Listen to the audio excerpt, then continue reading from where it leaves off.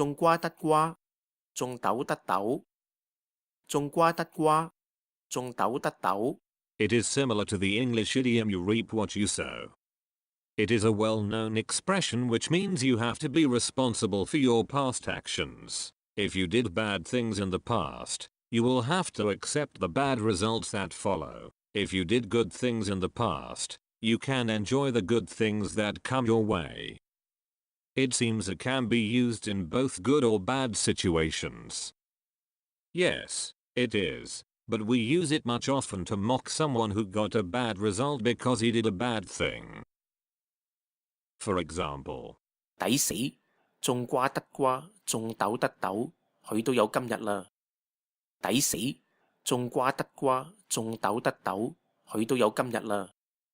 In English, it means, he deserves it, he reaps what he sowed, finally he came to this good end. Don't forget to like, comment, share and subscribe to my channel. Thank you. See you next time.